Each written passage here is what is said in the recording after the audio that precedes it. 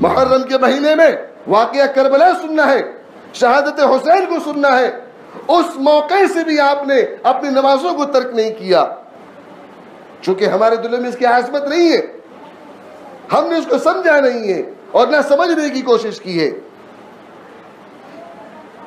بس ایک نے آپ سے آ کر کہہ دیا کہ حضرت علی کا فرمان ہے اور آپ نے مان لیا۔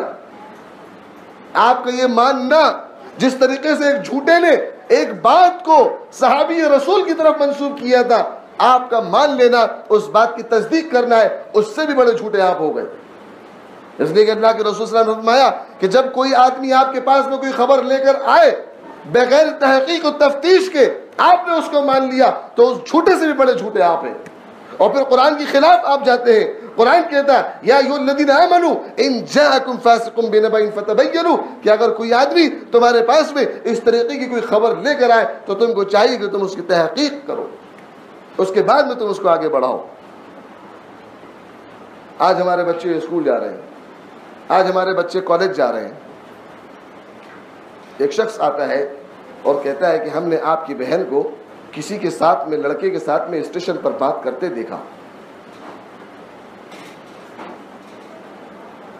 کہتے کہ نہیں کہتے؟ ہوا ہے ایسا واقعہ، کوئی یہ نہیں کہہ سکتا کہ ہمارے ساتھ میں نہیں ہوا۔ ایک شخص آتا ہے کہتا ہے کہ میں نے تیری بہن کو فلاں لڑکے کے ساتھ بات کرتے دیکھا۔ ایک شخص کہتا ہے کہ حضرت علی نے یہ کہا اور تم نے مان لیا، اور یہی شخص آ کر کہتا ہے کہ میں نے تیری بہن کو، تیری بیٹی کو کسی کے ساتھ میں بات کرتے ہوئے دیکھا، تو بس پکڑی گردن، تیری اوقات کیا ہے؟ میرے خاندان کو تو سمجھتا کیا ہے؟ مجھے اپنی اولاد پر بہت ناز ہے، مجھے اپنی اولاد پر اعتماد ہے، میری اولاد ایسا کام کر ہی نہیں سکتی۔ اور ایک شخص حضرت علی کے بارے میں آپ سے کہتا ہے، یہ تو حضرت علی بہت نیچے کی بات ہے۔ اللہ کے رسول صلی اللہ علیہ وسلم کی حدیث بیان کی جاتی ہے، حدیث تو یہ ہے کہ من تواضع للہ، کہ جس نے اللہ کے لیے اپنے آپ کو جھکایا، اللہ نے اس کو بلند کر دیا۔ حدیث کو گھما دیا کہ کسی نے اپنے آپ کو کسی کے سامنے عاجزی سے جھکا دیا تو وہ جنت میں میرا پڑوسی ہو گیا۔ اللہ کے نبی کے ساتھ میں ایک نے یہ بات کہہ دی اور آپ نے مان لی، اور وہی بندہ کہہ رہا ہے کہ میں نے آپ کی بیٹی کو کسی کے ساتھ میں دیکھا تو آپ نے اسی گردن پکڑ لی۔ اب آ جائیں اصل موضوع کی طرف، اس کے بعد میں انشاءاللہ اب بات سمجھ میں آئے گی آسانی کے ساتھ میں، کہ محرم کا مہینہ، اب کتنے مسلمان، شیعوں سے تو ہمارا کوئی تعلق ہی نہیں ہے کوئی تعلق آپ کا؟ میرا تو نہیں ہے، میرے خیال سے آپ کا بھی نہیں ہوگا۔ انہوں نے کالے کپڑے پہن لیے، انہوں نے چپل نکال لی۔ ان شیعوں سے جا کر پوچھیں آپ کہ آج سے 100 سال پہلے، آج سے 100 سال پہلے بھی محرم آ رہا تھا اور 100 سال کے بعد بھی محرم آ رہا ہے۔ خبیثوں، تم اپنی کتابوں سے بتا دو کہ تمہارے پیشواؤں نے یہ سبق دیا ہو تم کو اپنے عمل کے لیے کہ تم کو مکمل کالا لباس اختیار کرنا ہے اور تم کو چپل بھی نہیں پہننی ہے 10 دن تک۔ آپ کو پتہ ہے کہ یہ چپل نہ پہننے کا سلسلہ کہاں سے انہوں نے اٹھایا؟ یہی ہوتا ہے جب ہم دین کو دین کی طرح سمجھتے نہیں ہیں نا، تو یہی ہوتا ہے۔ ایک بات بتا دیتا ہوں، دین جو ہے نا یہ معقول ہے، منقول ہے، معقول نہیں ہے۔ معقول یہ لفظ نکلا ہے عقل سے، عقل سے معقول اور نقل سے منقول۔ دین کو، علم دین کو، میرے ساتھ میں اب ہاں یا نہ میں جواب دیں، دین کو نقل کرنے والا کون ہے؟ دین کو اللہ کے رسول تک پہنچانے والا کون ہے؟ اللہ کی ذات ہے یا کوئی اور ہے؟ بتاؤ نا بھائی۔ اللہ نے اپنے علم کو جناب محمد رسول اللہ کے پاس میں جبرائیل کے ذریعے بھیجا یا کسی اور کے ذریعے بھیجا؟ اور پھر اللہ کے رسول نے اس علم الہی کو اصحاب پیغمبر اپنے ساتھیوں کے درمیان میں تقسیم کیا، پھر وہ دست بدست ہوتے ہوئے ہم تک پہنچا ہے۔ تو اس کو کہتے ہیں کہ منقول۔ کیا کہتے ہیں؟ منقول۔ اللہ کا یہ علم ہے، اللہ کا یہ دین ہے، اور اسے اللہ نے پسند کیا ہے۔ اس میں انسانی عقل کا کمال اور انسانی عقل کی سوچ کوئی ضرورت نہیں ہے۔ یہاں پر تو فیصلے وہی ہوتے ہیں جو اللہ نے کیے ہیں، اور ہم سب اس بات کے قائل ہیں. یہ الگ بات ہے کہ ہم اس کو مانتے نہیں ہیں، تسلیم نہیں کرتے، لیکن ہم سب اس بات کے قائل ہیں کہ اللہ نے ایک جاہل کو بھی بنایا ہے، اور اللہ ہی نے اس سائنٹسٹ کو بنایا جس نے ملک کی حفاظت کے لیے میزائل دستیاب کرا دی. اللہ ہی نے اس جاہل کو پیدا کیا جسے سائیکل تک چلانے نہیں آتا، اور اللہ ہی نے اس بندے کو پیدا کیا جو جہاز آسمانوں پر اڑا رہا. یہ تمام کی تمام عقلیں ہیں، اللہ نے دی ہے، لیکن دین کا جو معاملہ ہے یہ منقول ہے، یہ منقول ہے، اور جو چیز اللہ کی جانب سے نقل کردہ ہے اس میں انسان کی عقل کا کوئی کمال نہیں ہے، اور نہ وہ دین انسان کی عقل کا محتاج ہے. اس لیے کہ اسلام تصورات و بدیہیات سے پاک ہے. اسلام عقل پر نہیں چلتا، اسلام انسان کی سوچ پر نہیں چلتا. اسی لیے اللہ رب العزت نے جناب محمد رسول اللہ کے ساتھ میں ایک معاملہ ایسا کروایا جو رہتی دنیا تک انسان کو ایک پیغام تھا کہ اپنی عقل کا استعمال نہ کرنا، اپنے مزاج کا استعمال نہ کرنا، اپنی فہم سے دین کو نہ سمجھنا. ایک اللہ کے رسول صلی اللہ علیہ وسلم کی اہلیہ نے آپ کو ایک ایسی چیز کو کھلا دیا یہ سوچ کر کہ فلاں بیوی کو یہ خوشبو، اس کی بو پسند نہیں آتی، تو چنانچہ ہو سکتا ہے ان کا ان کے ساتھ میں کوئی معاملہ ہو جائے. آپ کو کھلا دیا گیا، ایک ماں نے کھلایا، دوسری اہلیہ نے اللہ کے رسول سے فرمایا کہ یا رسول اللہ جب آپ یہ شہد یا لہسن وغیرہ کھا کر آتے ہیں تو ان کی بو ہمیں اچھی نہیں لگتی. تو اللہ کے رسول صلی اللہ علیہ وسلم نے اپنے اوپر ان چیزوں کو حرام کر لیا کہ آج کے بعد ان چیزوں کا میں استعمال نہیں کروں گا. فوراً اللہ رب العزت نے پکڑ لی، یا ایھا النبی لما تحرم ما احل اللہ لک، اے نبی جس چیز کو تیرے رب نے حلال کر دیا تو اس چیز کو حرام نہیں کر سکتا. تبتغی مرضات ازواجک، اپنی بیویوں کی رضامندی کے لیے تم یہ کام کرتے ہو، جبکہ شہد کو اللہ نے حلال کیا ہے، باقی جو دیگر چیزیں وہاں پر موجود تھیں وہ تمام کی تمام حلال تھی. تو جس چیز کو اللہ نے حلال کر دیا تو ہم اس کو اپنے اوپر حرام نہیں کر سکتے. تو اب قرآن کو سمجھنے کے لیے قرآن کا سہارا لے، حدیث کو سمجھنے کے لیے حدیث کا سہارا لے. اب یہ مہینہ، اس مہینے کے اندر جو ہونا تھا وہ تو ہو گیا، لیکن آپ کیا کر رہے ہیں؟ آپ کو قرآن نے فرمایا کہ ما آتاکم الرسول فخذوہ، کہ آپ وہ کام کیجئے جس کو تمہارے نبی نے کیا ہے، وما نہاکم عنہ فانتہوا، اور جس چیز سے تمہارے نبی نے تمہیں منع کر دیا تم اس سے باز آ جاؤ.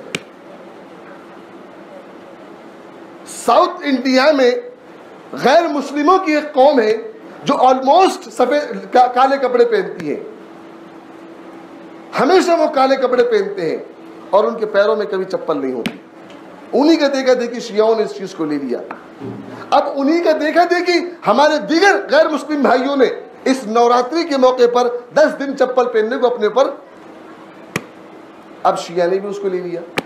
شیعہ کر رہا، ہمیں کوئی اس سے اختلاف نہیں، لیکن ایک بندہ جو اپنے آپ کو مسلمان کہتا، اپنے آپ کو سنی کہتا، اپنے آپ کو اہل سنت والجماعت سے کہتا، اور نمازیں پڑھنے کے لیے وہ شیعہ کی مسجد میں نہیں جاتا، ہماری اور آپ کی مسجد میں آتا ہے، مگر اس کے پیر میں چپل نہیں. جس طریقے سے شیعہ اپنے سینے کو پیٹ رہے یہ بھی جا کر پیٹ رہے.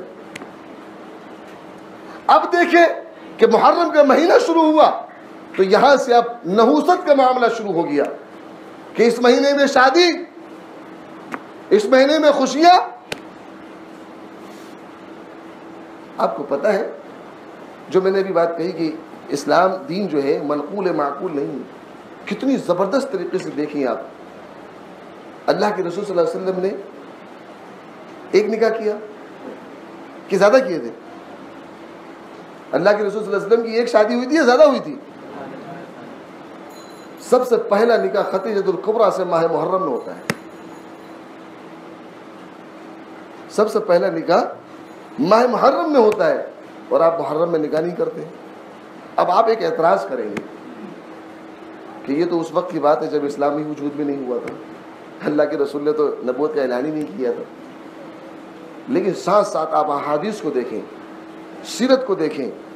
یوں لکھا ہے کہ اللہ کے رسول صلی اللہ علیہ وسلم پیدا ہونے سے لے کر اس دنیا سے رخصت ہونے تک اور پیدا ہونے سے لے کے نبوت کی زندگی تک نبوت جب ملی تو آپ مکلف ہو گئے، مگر نبوت سے پہلے تو غیر مکلف تھے نا۔ آپ پوری زندگی کے اندر کوئی ایک عمل ایسا نہیں دکھا سکتے جو شریعت مطہرہ کے خلاف ہو، اور اللہ رب العزت نے آپ کی پرورش کا وہ انتظام کیا تھا کہ ہر اس جگہ سے آپ کو روکا جو آگے چل کر اعتراض کی بنیاد بن سکتی تھی۔ چھوٹے سے تھے، اپنے چچاؤں سے کہا کہ لوگ میلہ دیکھنے کے لیے جا رہے ہیں، ہم بھی جائیں گے میلہ دیکھنے کے لیے۔ چاچاؤں نے کہا کہ بچہ ہے، سب جاتے ہیں، لے کے چلو۔ راستے میں غشی آئے، بے ہوش ہو کے گر پڑے، اور آپ کو ہوش تب آیا جب میلہ ختم۔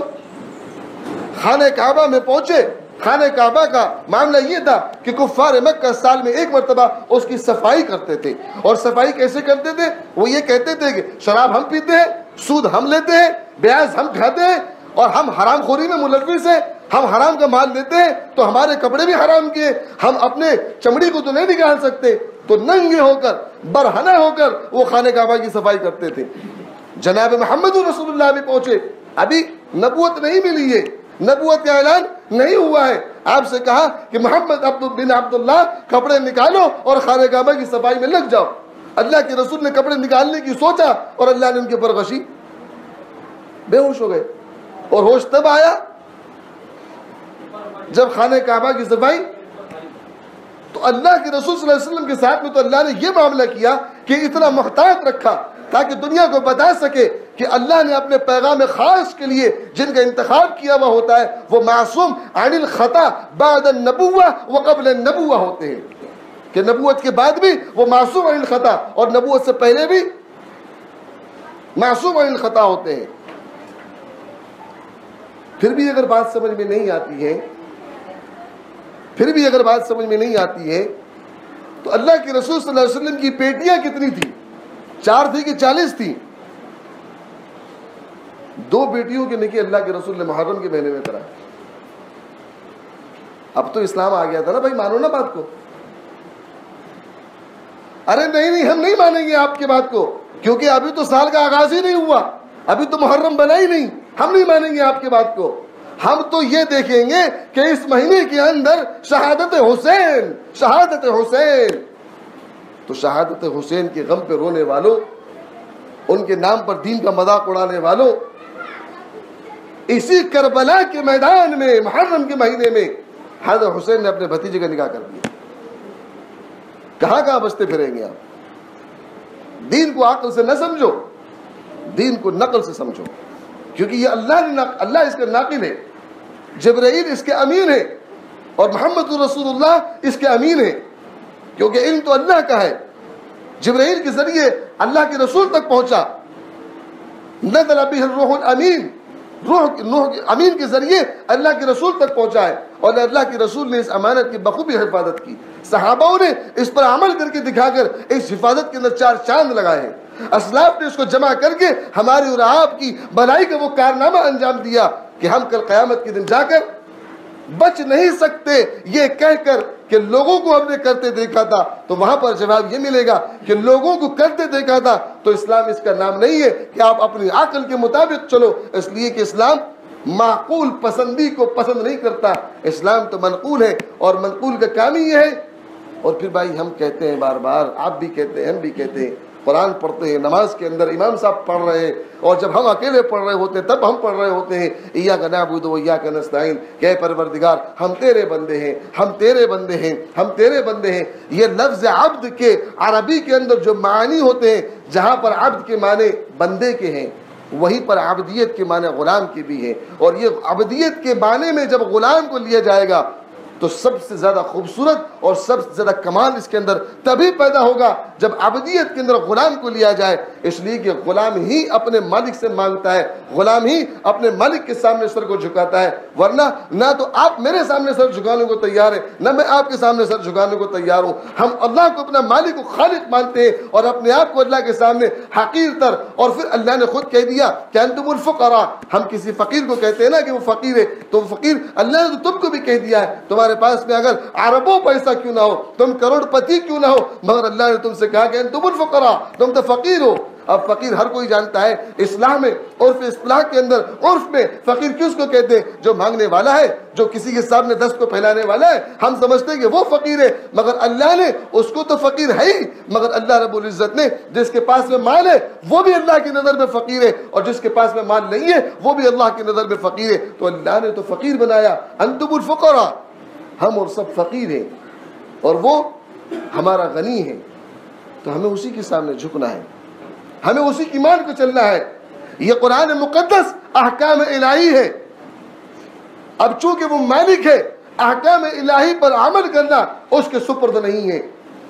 ان احکام الہی کو ہم تک پہنچانے کے لیے جناب محمد رسول اللہ ذریعہ بنے ہیں، تو آپ صرف ذریعہ نہیں بنے اس کے پہنچانے کے لیے، بلکہ آپ نے اس پر عمل کر کے دکھایا ہے۔ اور کوئی یہ کہے کہ وہ معصوم عن الخطا تھے اس لیے ان کا اس پر عمل کرنا آسان، تو صحابہ تو معصوم عن الخطا نہیں تھے۔ معصوم عن الخطا ہونا یہ تو انبیاء کی صفت ہے، صحابہ نے کیسے عمل کر لیا؟ اب آپ کہیں گے کہ اللہ کے رسول صلی اللہ علیہ وسلم کی صحبت تھی، معجزات کو دیکھتے تھے، آدمی استاد کے سامنے غلطی نہیں کرتا ہے، آدمی ماں باپ کے سامنے غلطی نہیں کرتا ہے۔ ان کے بعد میں جو اولیاء کرام پیدا ہوئے، ان کے بعد میں جو محدثین پیدا ہوئے، ان کے بعد میں جو مفتیان اکرام پیدا ہوئے، کیسے انہوں نے اس پر عمل کیا؟ عمل کیا تبھی تو اس مقام کو پہنچے۔ تو اس محرم کے مہینے میں یہ تعزیے نکالنا، یہ کھچڑے بنانا، بھائی آپ کرتے ہیں نا،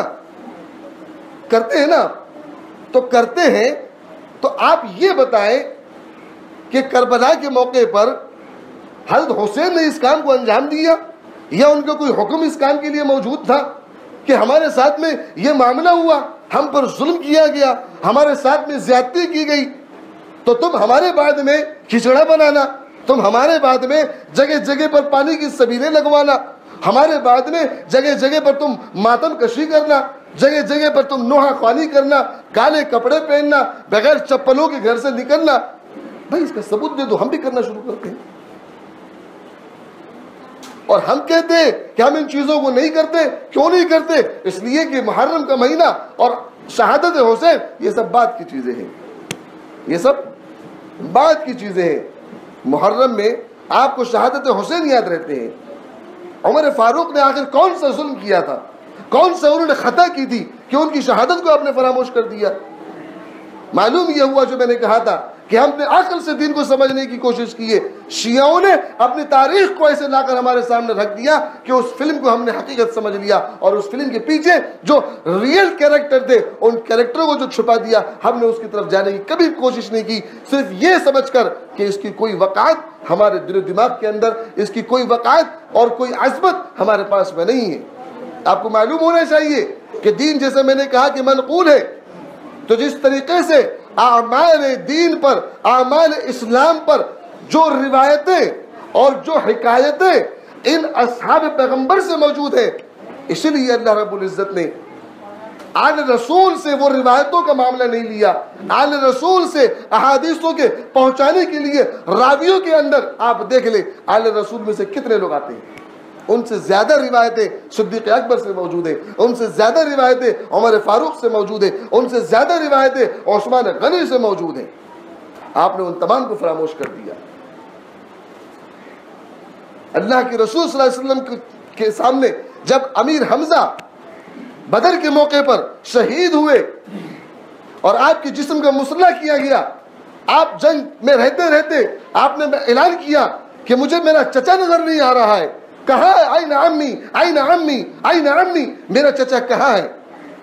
تو کسی نے کہا کہ فلاں جگہ پر ہم نے ان کو بہت شجاعت اور بہادری کے ساتھ میں لڑتے دیکھا تھا، اور یوں خبر ملتے ملتے پتہ چلا کہ امیر حمزہ کہیں نظر نہیں آ رہے۔ اللہ کے رسول پہنچے، تلاش کرتے کرتے جب دیکھا تو امیر حمزہ کے جسم کے چتڑے اڑے ہوئے تھے، جیسے کسی نے بلاسٹ کر دیا اوپر جسم کے ساتھ میں، ناک کٹی ہوئی ہے، کان کٹے ہوئے ہیں، ہاتھ کٹے ہوئے ہیں، ہر چیز جسم کا ٹکڑا ٹکڑا ہے۔ اور یہ وہ صحابی ہیں، یہ وہ باپ ہے کہ اللہ کے رسول صلی اللہ علیہ وسلم کو جب ان کے ایک چچا نے، ابو جہل نے، کسی نے ان کو مار دیا تھا، جس کی وجہ سے خون نکل آیا تھا، امیر حمزہ وہاں سے آتے ہیں اور آپ کے خون کو دیکھتے، آپ نے خون کو پوچھا اور پھر خون جوش میں آیا اور پھر پوچھا کہ کیا ہوا بیٹے، بتایا کہ یہ معاملہ ہوا، خانہ کعبہ میں پہنچے اور وہاں پر جا کر اس کا بھی خون نکال دیا اور واپس آئے اور آنے کے بعد میں کہا کہ بیٹے اپنے آنسو کو پوچھ لے، جس نے تیرا خون بہایا تھا میں نے بھی اس کا خون بہا دیا، خوش ہو جا۔ اللہ کے نبی نے فرمایا کہ چچا میں لوگوں سے بدلہ لینے کے لیے دنیا میں نہیں آیا ہوں، میں تو لوگوں کو یہ بتانے کے لیے دنیا میں آیا ہوں کہ کسی نے تمہارے ساتھ میں زیادتی کر دی تو اسے معاف کر دو، اور چچا تمہارے اس عمل سے مجھے خوشی نہیں ہے، اگر آپ چاہتے ہو کہ تمہارا بچہ، تمہارا بیٹا، تمہاری اولاد تم سے خوش ہو جائے تو جس چیز کو میں لے کر آیا ہوں اس چیز کو مان لو۔ آپ نے مان لیا اور اس چچا کی لاش کے پاس بیٹھ کر اللہ کے رسول نے فرمایا تھا کہ یہ اللہ کا شعر ہے، اللہ کا شعر ہے، اللہ کا شعر ہے۔ جمعہ کے خطبے میں آپ لوگ بارہا سنتے ہیں، جب امیر حمزہ کا نام آتا ہے تو خطیب کہتا ہے کہ یہ اللہ اس کے رسول کا شعر ہے۔ حضرت علی کو تو کہا جاتا ہے کہ اسد اللہ الغالب، یہ اللہ کا شعر ہے، لیکن جب امیر حمزہ کی باری آتی ہے تو کہا جاتا ہے کہ اللہ اس کے رسول کا شعر ہے۔ اور آپ نے فرمایا کہ روئے زمین میں دین اسلام کے لیے جتنے بھی لوگ شہید ہوں گے، الفاظ یہ نہیں تھے، میں مفہوم بتا رہا ہوں تاکہ ہم آسانی سے سمجھ سکیں، کیونکہ عقل پرست تھے نا، ہم کو تو عقل سے سمجھنا ہے۔ جتنے بھی لوگ اس دین اسلام کے لیے شہید ہوں گے ان تمام کے اندر امیر حمزہ کا نمبر سب سے اعلیٰ ہوگا۔ آپ نے فرمایا کہ سید الشہداء، سید الشہداء، سید الشہداء، وہ شہادت آپ کو یاد نہیں، عمر فاروق کی شہادت آپ کو یاد نہیں، عثمان غنی کی شہادت آپ کو یاد نہیں، کہ جس کی شہادت کی گواہی میں اور آپ نہیں، یہ فضا نہیں، یہ سمندر یا آسمان نہیں، یہ سمندر کی مچھلیاں نہیں، بلکہ آپ کی شہادت کی گواہی قرآن کل قیامت کے دن دے گا، قرآن گواہی دے گا۔ فَسَيَكْفِيكَهُمُ اللَّهُ وَهُوَ السَّمِيعُ الْعَلِيمُ، یہ آیت کل قیامت کے دن چیخ چیخ کر بتائے گی کہ یا اللہ یہی پڑھتے وقت عثمان کو شہید کیا گیا تھا۔ اور آج اگر میں آپ کے سامنے کوئی بات کہوں اور آپ کا چہرہ میں دیکھوں کہ آپ میری بات کو مان نہیں رہے تو میں کہوں گا کہ اللہ کی قسم میں سچ کہہ رہا ہوں، تو آپ مان جائیں گے۔ اس کے باوجود میرے اندر لاکھ کمیاں ہیں، آپ میری مکاریوں سے بہت واقف ہیں، اور میں کہتا ہوں قرآن کی قسم میں صحیح کہہ رہا ہوں، اب میں غلط بھی کہہ رہا ہوں تو آپ مان جاؤ گے۔ عثمان غنی کی شہادت قرآن دے رہا ہے۔ یہی مہینے کے اندر عمر فاروق کی شہادت آپ نے اس کو فراموش کر دیا۔ اب یہ جتنے بھی کام ہو رہے ہیں، جگہ جگہ پہ جو سبیلیں لگی ہوئی ہیں، ان کے لیے چندے کے لیے آتے ہیں، قطعاً ان کو چندہ دینا جائز نہیں ہے۔ یہ جو سبیلیں لگائی گئی ہیں ان کا لگانا قطعاً جائز نہیں ہے۔ عثمان غنی نے پورا کنواں، اللہ کے رسول نے فرمایا کہ میری امت پیاسی ہے کوئی جو اس کنویں کو یہودی سے خرید کر میری امت کے لیے وقف کر دے اور جنت میں میرا پڑوسی، میرا مہمان بن جائے۔ عثمان غنی نے خرید کر امت کے حوالے کر دیا، اس کے نام کی پیاس آپ بھول گئے۔ یہ تو جھوٹی بات ہے، جھوٹی تاریخ ہے کہ کربلا میں آپ پر پانی کو بند کر دیا گیا، شیعوں نے بتا دیا اور آپ نے مان لیا۔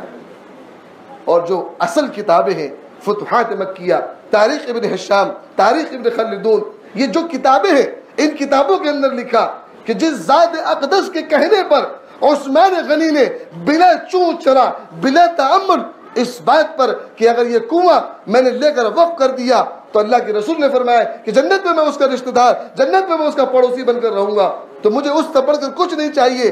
اس کے ساتھ میں یہ معاملہ ہوا کہ اسی کنویں کے پانی کو اس پر بند کر دیا گیا۔ مسلمانوں کتنے مرتبہ عثمان غنی کے نام کی تم نے سبیلیں لگا دی، بتاؤ ذرا۔ یہ نفاق ہے، یہ منافقت ہے، یہ شیعت ہے، یہ شیعہ تو کر ہی رہا ہے، مگر آپ کیوں کر رہے ہیں؟ شیعہ نے اس مہینے کے اندر خوشیوں کو اپنے اوپر حرام کیا، تم تو مسلمان ہو۔ اللہ کے رسول نے اپنا نکاح، اپنی بیٹیوں کا نکاح اور پھر خود حسین نے اپنے بھتیجے کا نکاح اس مہینے میں کیا۔ کھانا آپ کھاتے ہیں، کھانا کھانا کیوں نہیں چھوڑ دیتے؟ کپڑے پہننا کیوں نہیں چھوڑ دیتے؟ اپنی بیویوں کے پاس میں جانا کیوں نہیں چھوڑ دیتے؟ اپنے بچوں کے ساتھ میں خوشیوں کا معاملہ کیوں نہیں کرتے؟ آپ کے بچے آپ سے فرمائش کر رہے ہیں، آپ ان کی فرمائش کو کیوں نہیں رد کرتے؟ کیوں نہیں ان کو مارتے؟ کہ آل رسول کو شہید کیا گیا، آل رسول بلبلا کر اس دنیا سے اس مہینے میں رخصت ہوئے، اور تجھے شرم نہیں آتی اس مہینے کے اندر تو ہم سے فرمائش کرتی ہے؟ شیعوں کی اس عقل پرستی پر ہم چل پڑے میرے دوستوں، اور اپنی دین کو ہم نے غارت کر دیا ہے۔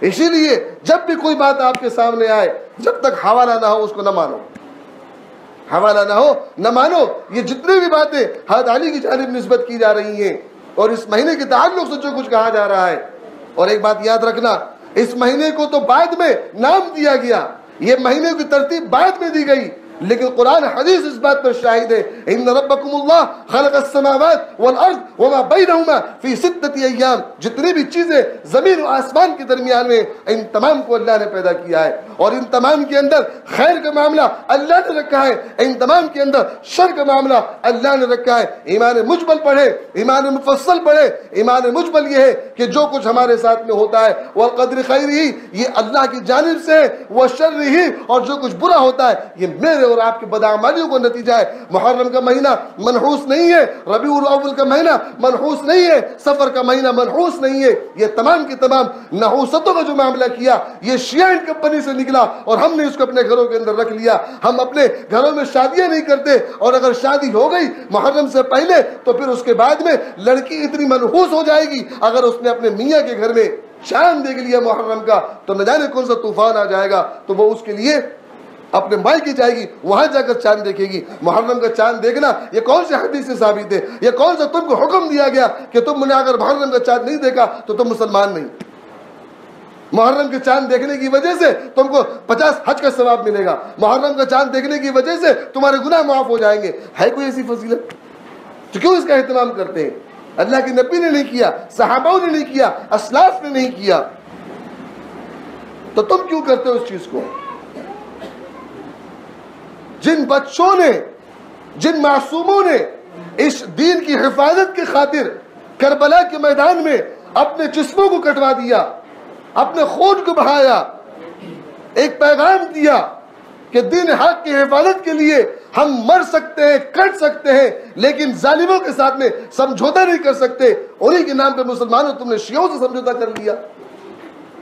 اللہ نے تمام اوقات کو پاک بنایا ہے، اللہ نے تمام زمانے کو پاک بنایا ہے، اللہ نے خیر کا معاملہ رکھا ہے، اللہ نے رحمتوں کا معاملہ رکھا۔ اعمال بد تمہارے، اور تم نے سر تھوپ دیا اس واقعے کے سر لے جا کر۔ انتہائی درجے کی افسوس کی بات ہے، افسوس کی بات ہے کہ ہم اپنے اعمالوں کے ذریعے ہر سال محرم کے مہینے میں جن لوگوں نے، ہم خود کہتے ہیں کہ اسلام زندہ ہوتا ہے، یہ شعار کہتے ہیں، پتہ نہیں کتنی سچائی ہے اس کے اندر، اسلام زندہ ہوتا ہے کربلا کے بعد، اور آپ نے تو کربلا کے مہینے میں اسلام کو مار دیا۔ حدیث کہتی ہے، دو باتیں بتا دیتا ہوں، وقت زیادہ لے رہا ہوں آپ کا۔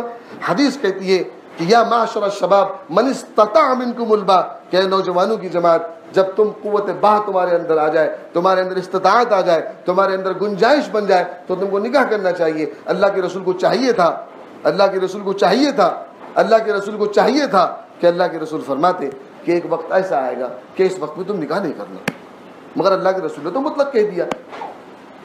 لیکن ہم کہتے ہیں کہ نہیں نہیں نہیں، اللہ کے رسول کی بات میں دم نہیں ہے، ہم تو شیعوں کے پیچھے چلیں گے، ہم تو ان فالتو کتابوں کے پیچھے چلیں گے، جن کتاب کا نہ اگواڑا ہے، جن کتاب کا نہ پچھواڑا ہے۔